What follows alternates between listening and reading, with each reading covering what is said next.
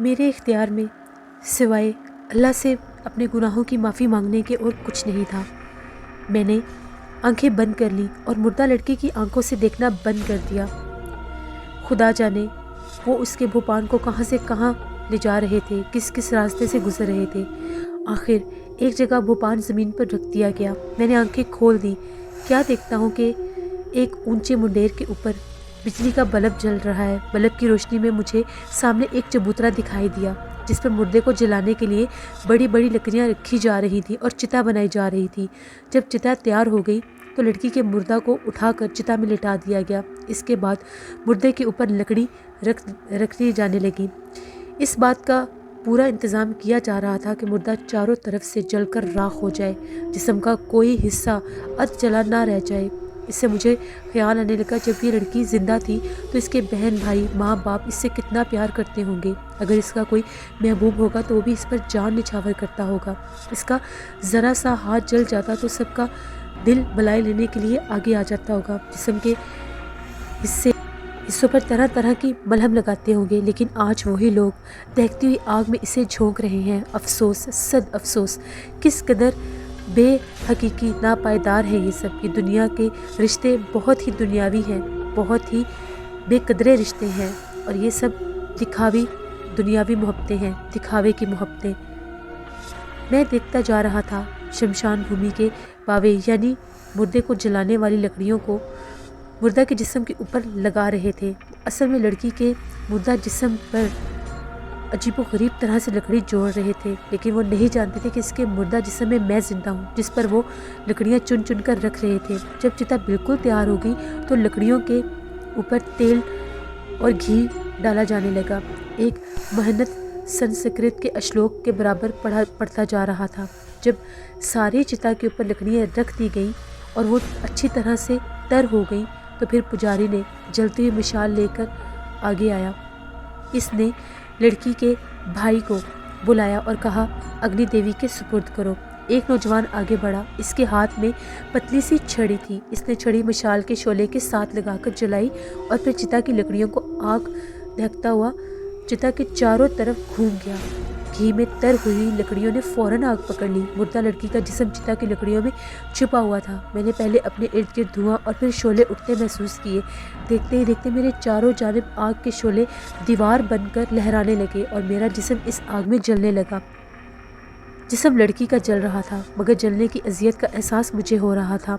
یہ مجھے سب سے زیادہ تکلیف دہ موت محسوس ہو رہی تھی۔ میرے اوپر نیچے دائیں بائیں آگ ہی آگ تھی، شعلے ہی شعلے تھے۔ ان شعلوں کی قیامت خیز تپش نے مجھے جلانا شروع کر دیا۔ اچانک ایک ایسی بات ہوئی جس کا مجھے گمان بھی نہیں تھا۔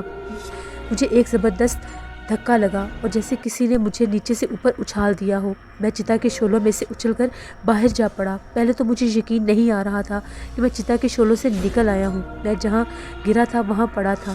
پھر باہر کی ٹھنڈی ہوا میرے جسم کو چھونے لگی۔ میں نے آنکھیں کھول کر دیکھا، میں چتا کی آگ سے باہر نکل آیا ہوں۔ کسی نے مجھے نیچے اچھال کر چتا کی آگ سے باہر پھینک دیا تھا۔ ایسا کس نے کیا تھا؟ یہ کس کا ہاتھ تھا؟ کس نے مجھے شعلوں میں جل کر مرنے سے بچا لیا تھا؟ میری سمجھ میں نہیں آ رہا تھا۔ کیا مردہ لڑکی نے مجھے باہر پھینکا تھا؟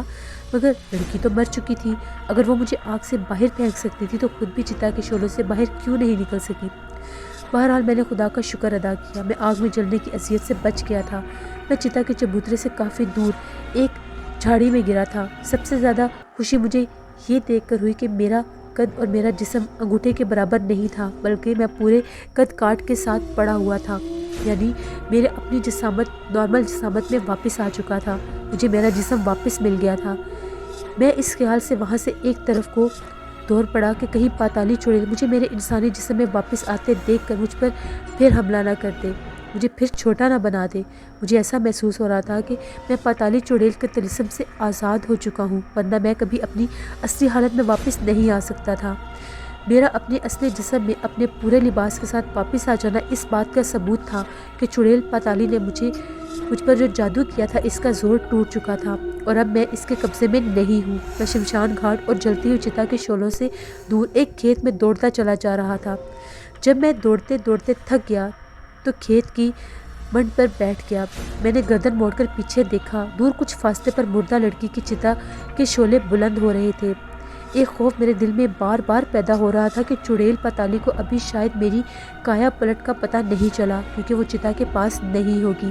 جیسے اسے معلوم ہوگا میں اس کے طلسم سے آزاد ہو گیا ہوں، اسی وقت وہ آندھی کی طرح میرے سر پر پہنچ جائے گی اور مجھے پھر سے اپنے قبضے میں کر لے گی۔ میں نے اٹھ کر دوبارہ دوڑنا شروع کر دیا۔ رات گہری ہو چکی تھی، میرے ارد گرد کھیتوں میں اندھیرا چھایا ہوا تھا۔ میں کہیں رکنے بغیر دوڑتا چلا جا رہا تھا۔ میرا سانس پھول گیا تھا، میں اتنا تھک گیا تھا کہ میرے لیے اب دوڑنا ناممکن ہو گیا تھا۔ میں وہیں کھیت میں گرا اور وہیں پر لمبے لمبے سانس لینے لگ گیا۔ آسمان پر تارے چمک رہے تھے، خدا جانے یہ کون سا علاقہ تھا۔ میں نے آنکھیں بند کر لی اور خدا کے حضور تصور ہی تصور میں سجدہ ریز ہو کر اپنے گناہوں کی معافی مانگنے لگا۔ میری آنکھوں میں آنسو جاری تھے۔ میں نے صدق دل سے دعا مانگی، یا اللہ پاک مجھے اس منحوس چڑیل کے طلسم سے بچا لے، مجھے اس کے طلسم سے آزاد کر دے اور مجھے میرے شہر لاہور میں پہنچا دے۔ مجھے لاہور میں اپنا گھر، اپنی دکان، اپنا سب کچھ یاد آ رہا تھا۔ اپنی بہن یاد آ رہی تھی۔ کیا خبر اب میں اپنے شہر لاہور اپنے گھر کبھی پہنچوں گا یا نہیں۔ پاتالی چڑیل مجھے اتنی آسانی سے چھوڑنے والی نہیں تھی۔ جیسے اسے پتہ چلے گا کہ میں اس کے طلسم سے نکل آیا ہوں، وہ طوفانی بگولے کی طرح میرے پیچھے پھر سے پڑ جائے گی اور مجھے پھر سے اپنے قبضے میں کر لے گی۔ میں کھیت میں سے اٹھا اور پھر دوڑنے لگ گیا۔ کچھ فاصلے پر مجھے جھلملاتی روشنیاں نظر آئیں۔ میرا رخ ان روشنیوں کی طرف تھا۔ پتہ نہیں یہ کس شہر کی روشنیاں تھیں، یا کس قصبے کی، یا ریلوے اسٹیشن کی روشنیاں تھیں۔ میں دوڑتے دوڑتے اب اتنا تھک گیا تھا کہ میری ٹانگوں میں مزید دوڑنے کی سکت نہیں تھی۔ میں نے دوڑنا بند کر کے تیز تیز قدموں سے چلنا شروع کر دیا۔ جھلملاتی روشنیوں کے قریب ہوتا جا رہا تھا۔ میں ان روشنیوں میں ایک جگہ زمین سے بلندی پر سرخ روشنی کو دیکھنے لگا۔ میرے دل نے کہا ضرور یہ کوئی ریلوے اسٹیشن ہے جس کے سگنل کی یہ سرخ بتی مجھے نظر آ رہی ہے۔ میرا اندازہ درست نکلا۔ کھیتوں اور میدانوں میں کچھ دور چلنے کے بعد ایک اونچا سا بند آ گیا۔ میں بند کے اوپر چڑھا تو دیکھتا ہوں کہ ایک ریلوے لائن تھی۔ ریلوے لائن کو دیکھ کر میرا دل بہت خوش ہوا۔ میں کسی ٹرین میں سوار ہو کر اس منحوس علاقے سے بہت دور جا سکتا تھا۔ بائیں جانب دور بہت سی روشنیاں تھیں، یہ یقیناً کسی ریلوے اسٹیشن کی روشنیاں تھیں۔ میں نے ریلوے لائن کے ساتھ ساتھ جلدی جلدی چلنا شروع کر دیا اور رات بہت گہری تھی۔ اس سرد رات سے مجھے بہت زیادہ اندازہ ہو رہا تھا کہ میں ملک ہندوستان کے شمالی علاقہ جات میں ہوں، کیونکہ ہندوستان میں صرف شمالی علاقوں میں ہی سردی پڑتی ہے۔ میں نے جنوبی علاقوں میں سردی کبھی نہیں سنی تھی۔ گرمی بہت زیادہ پڑتی ہے وہاں پر۔ سردیوں کے دنوں میں بھی وہاں پر موسم خوشگوار ہو جاتا ہے اور اس کے فوراً بعد پھر گرمی پڑنے لگتی ہے۔ میں نے کرتا پاجامہ پہن رکھا تھا، اوپر پرانی جیکٹ بھی پہنی ہوئی تھی۔ دوڑتے دوڑتے اور تیز چلتے چلتے ویسے بھی سردی کا احساس ختم ہو گیا تھا۔ میں لائنوں کے ساتھ ساتھ چلتا ہوا اسٹیشن کے ایک پلیٹ فارم پر آ گیا۔ میں نے پیچھے مڑ کر دیکھا۔ مجھے یہی دھڑکا لگا ہوا تھا کہ کہیں وہ منحوس پاتالی چڑیل میرا پیچھا کرتی ہوئی نہ آ جائے۔ میرے پیچھے دور تک خالی ریلوے لائن نظر آ رہی تھی۔ مجھے کچھ یقین سا ہونے لگا کہ خدا نے میری دعا قبول فرما لی ہے۔ مجھے پاتالی چڑیل کے طلسم سے نجات حاصل ہو چکی ہے۔ میں نے فوراً فیصلہ کر لیا کہ یہاں میں کہیں بھی نہیں رکوں گا اور فوراً ٹرین میں سوار ہونے کی کوشش کروں گا جو لاہور جا رہی ہوگی۔ میں نے اپنی جیبیں ٹٹول کر دیکھا تو معلوم ہوا میرے پاس پھوٹی کوڑی بھی نہیں تھی۔ میری ساری جیبیں خالی تھیں۔ میں نے سوچا کہ بغیر ٹکٹ کے ہی لاہور جانے والی گاڑی میں بیٹھ جاؤں گا۔ مجھے معلوم کرنا چاہیے تھا کہ یہ کس شہر کا اسٹیشن تھا اور یہاں سے کوئی گاڑی لاہور کی طرف جاتی بھی ہے یا نہیں۔ میرے ہونٹ خشک ہو گئے تھے مگر مجھے پیاس کا بالکل احساس نہیں ہو رہا تھا۔ مجھے بس تھوڑی بہت بھوک محسوس ہو رہی تھی۔ اتنے میں اس نتیجے پر پہنچا کہ مجھے پاتالی چڑیل کے جادو سے چھٹکارا حاصل کرنا ہے۔ صبح مجھے پیاس بھی لگے گی اور بھوک بھی لگ جائے گی۔ ریلوے اسٹیشن پر ہر طرف سپاہیوں کو دیکھا تو میرا کچھ حوصلہ اور بڑھ گیا اور مجھے خود اعتمادی بھی محسوس ہونے لگی۔ یہ کوئی اتنا بڑا ریلوے اسٹیشن نہیں تھا۔ پلیٹ فارم پر چند ایک مسافر اپنا سامان لے کر بیٹھے ہوئے تھے۔ ایک جگہ چائے کے اسٹال کے پیچھے دیوار پر انگریزی اور اردو میں اسٹیشن کا نام دھول گھاٹ لکھا ہوا تھا۔ خدا جانے یہ کس علاقے کا اسٹیشن تھا۔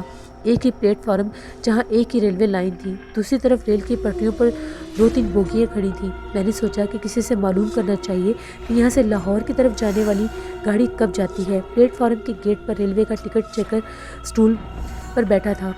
اس کے پاس ایک پولیس کا سنتری بھی اس کے ساتھ کھڑا ہو کر باتیں کر رہا تھا۔ میں نے سوچا اس سے لاہور جانے والی ٹرین کا پتہ کرنا چاہیے۔ میں نے فوراً سے آگے بڑھنا ہی مناسب سمجھا۔ میں ٹی ٹی کے پاس گیا۔ میں نے پوچھا جناب یہاں سے لاہور کی طرف کوئی ٹرین جاتی ہے؟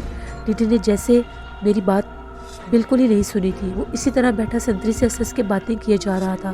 मैंने दोबारा पूछा, क्यों जनाब, यहाँ से कोई ट्रेन लाहौर की तरफ जाती है? इस बार भी टीटी ने मेरी बात पर कोई ध्यान नहीं दिया, बल्कि मेरी तरफ देखा भी नहीं। मुझे इस रेलवे ऑफिसर की बदतमीज़ी पर सख्त गुस्सा आया, मगर मैंने इसे कुछ भी नहीं कहा और मैं गेट से निकलकर स्टेशन की ड्यूटी में आ गया कि बुकिंग ऑफिस से जाकर मालूम करता हूँ। बुकिंग ऑफिस की खिड़की के आगे एक देहाती खड़ा था, टिकट चेक कर रहा था। वो टिकट लेकर वहाँ से हटा तो मैं खिड़की के पास आया। मैंने झुककर अंदर देखा। दरमियानी उम्र का बुकिंग क्लर्क खिड़की की तरफ पुश्त किए शेल्फ के खानों में टिकटों की गड्डियाँ जोड़कर रख रहा था। मैंने पूछा, क्यों जनाब, यहाँ से लाहौर की तरफ कौन सी गाड़ी जाएगी? बुकिंग क्लर्क अपने काम में लगा हुआ था। इसने मुड़कर भी नहीं देखा। मैंने ज़रा ऊंची आवाज़ में कहा, जनाब, मैं आपसे मुखातिब हूँ, प्लीज़ मुझे बता दीजिए यहाँ से कोई ट्रेन लाहौर की तरफ जाती है कि नहीं? बुकिंग क्लर्क पर अब भी किसी बात का कोई असर नहीं हुआ। मेरा जी चाह रहा था कि मैं कोई पत्थर उठाकर बुकिंग क्लर्क के सर पर दे मारूं।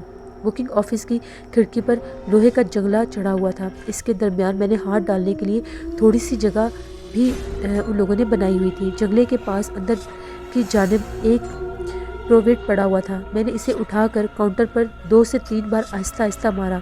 इस आवाज़ पर भी बुकिंग क्लर्क ने पीछे मुड़कर नहीं देखा।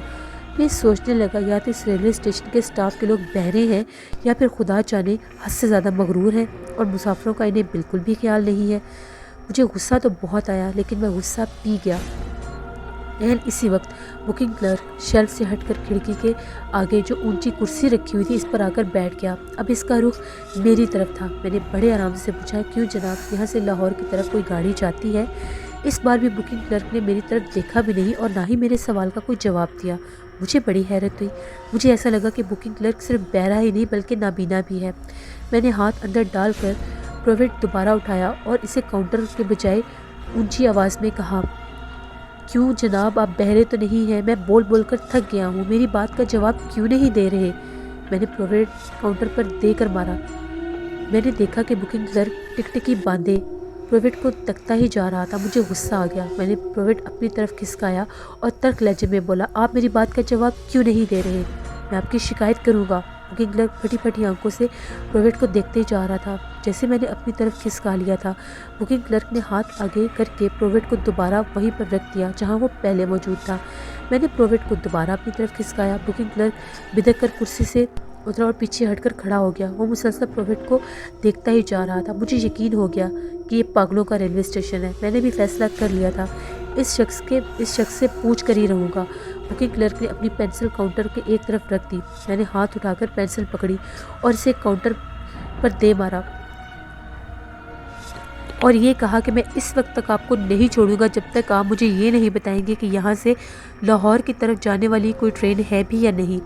मैंने देखा कि एक उधेड़ उम्र बुकिंग क्लर्क का चेहरा खौफ से जर्द हो गया था। इसने किसी को आवाज़ दी। एक चपरासी दूसरी तरफ से निकलकर वहाँ आया। क्या बात है बाबूजी? चपरासी ने आते ही बुकिंग क्लर्क से पूछा। बुकिंग क्लर्क की नज़रें इस पेंसिल पर जमी हुई थी जो मेरे हाथ में थी। इसने सहमी आवाज़ में चपरासी से कहा, ये पेंसिल देख रहे हो? चपरासी ने पेंसिल की तरफ देखा। मेरी समझ में नहीं आ रहा था कि ये लोग क्या ड्रामा कर रहे हैं। मैंने पेंसिल काउंटर पर ज़ोर से पटक दी और चपरासी से मुखातिब होकर कहा, तुम्हारा अफसर गूंगा, बहरा और अंधा है, तुम ही मुझे बता दो यहाँ से कोई गाड़ी लाहौर की तरफ जाती है कि नहीं? चपरासी ने जैसे ही मेरी आवाज़ बिल्कुल ही नहीं सुनी थी, वो फटी फटी आंखों से पेंसिल को देखते जा रहा था जो मेरे हाथ से पटके जाने के बाद प्रोवेट के साथ जाकर लग गई थी। चपरासी बाकायदा हाथ बांधकर कहा, हे राम, ये क्या हो रहा है? और सहमी सी आवाज़ में कहने लगा, रामू, पहले प्रोवेट अपने आप ऊपर को उठकर नीचे आ गया, अब पेंसिल अपने आप ऊपर को उठकर काउंटर पर जा गिरी है। चपरासी कपाती आवाज़ में बोला, बाबूजी, रामनाथ जी, मैं स्टेशन मास्टर साहब को बुला कर लाता हूँ। और चपरासी जल्दी से दूसरी तरफ निकल गया। इसके जाने के 2 सेकंड के बाद कानों को हाथ लगाकर राम राम करता बुकिंग क्लर्क भी वहाँ से निकल गया जिधर चपरासी गया था। मैंने अपना सर पकड़ लिया। अब इसमें कोई शुबा नहीं था कि ये पागलों का रेलवे स्टेशन था और यहाँ का सारा अमला पागलों पर मुश्तमिल था। मैं खिड़की से हटकर दोबारा प्लेटफार्म पर आ गया। जब मैं गेट में गुजरने लगा तो टीटी बाऊ इस तरह संतरी से बातों में मसरूफ़ था कि मेरे आगे एक मुसाफिर था। वो गुजरने लगा तो टीटी ने इसे कहा, टिकट दिखाओ। مسافر نے جرسی کی جیب سے ٹکٹ نکال کر ٹی ٹی کو دیا۔ اس نے ٹکٹ چیک کر کر پینسل سے نشان لگایا اور مسافر کو ٹکٹ واپس کر کے کہا جاؤ۔ مسافر دروازے سے نکل گیا۔ اب میری باری تھی۔ میں گزرنے لگا تو ٹی ٹی نے میری طرف آنکھ اٹھا کر دیکھا اور نہ ہی مجھے ٹکٹ کا کہا۔ وہ پولیس اور سنتری سے باتیں کرنے لگا۔ میں گیٹ سے گزر گیا، پلیٹ فارم پر آ گیا۔ میں حیران ضرور تھا کہ یہ سب کچھ کیا ہو رہا ہے، لیکن میری سمجھ میں کچھ نہیں آ رہا تھا۔ ابھی مجھے اس بات کا علم نہیں تھا کہ میرے ساتھ کس قدر لرزہ خیز حادثہ ہو چکا ہے۔ میں نے سوچا کہ چائے کے اسٹال پر چل کر چائے والے سے پوچھتا ہوں کہ یہاں سے کوئی دوسری ٹرین لاہور کی طرف جاتی ہے یا نہیں۔ میں ٹی اسٹال پر آ گیا۔ اسٹال پر ایک آدمی گلاس میں چائے ڈال کر پی رہا تھا۔ ایک گاہک بھی کھڑا تھا۔ میں نے جاتے پوچھا بھائی صاحب یہاں سے کوئی ٹرین لاہور کی طرف جاتی ہے؟ یہاں بھی سارے ویسے کے ویسے ہی تھے۔ اسٹال والے نے میری طرف دیکھا ہی نہیں اور میری جیسے اس کو آواز ہی نہیں جا رہی تھی۔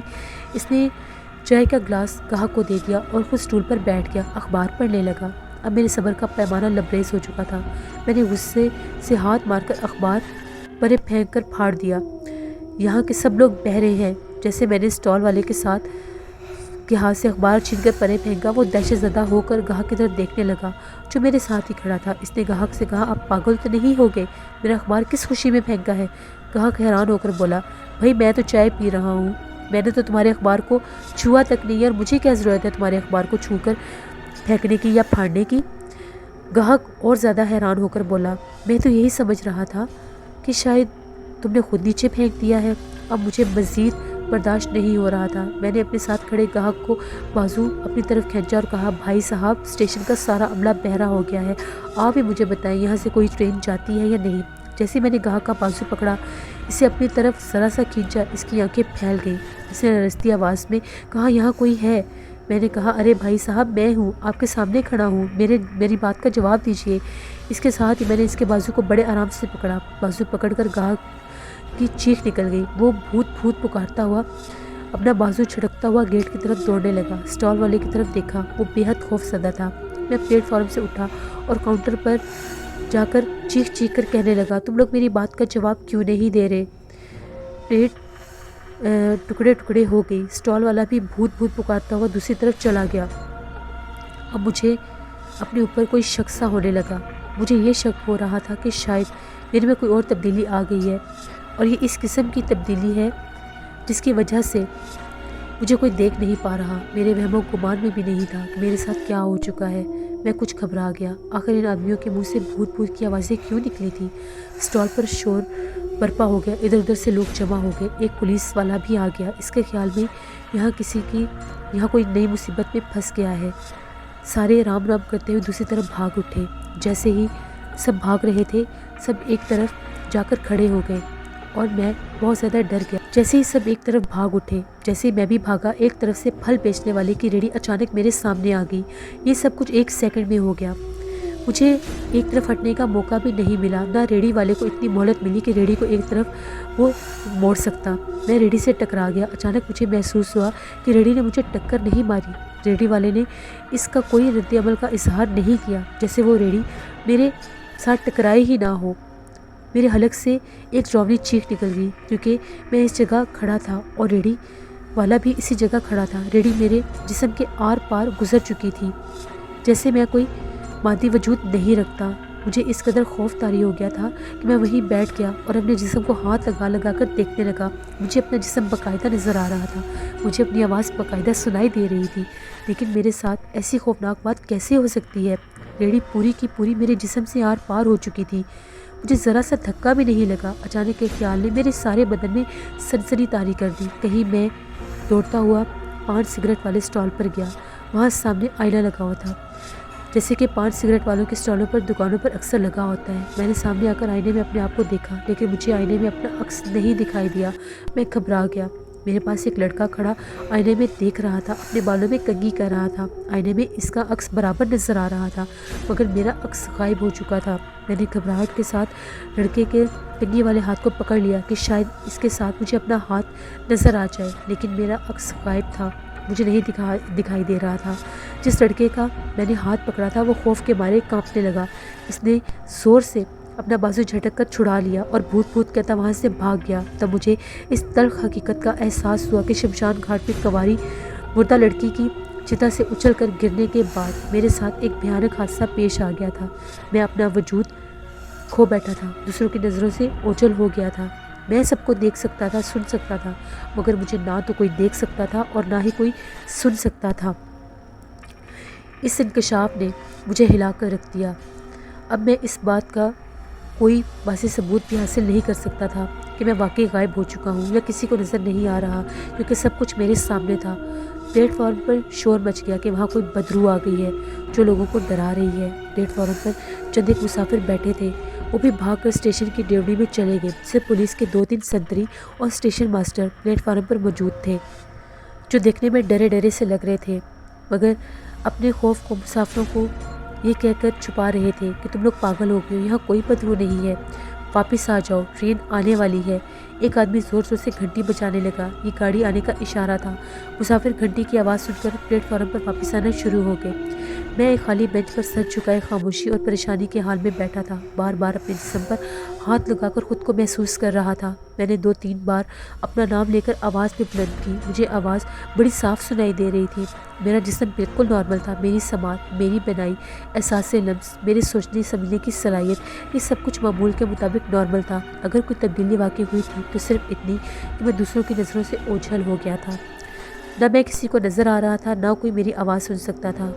میں دوسرے کو پکڑ کر چھو سکتا تھا، لیکن کوئی دوسری چیز مجھے چھو نہیں سکتی تھی، مجھے دیکھ نہیں سکتی تھی، مجھے پکڑ نہیں سکتی تھی۔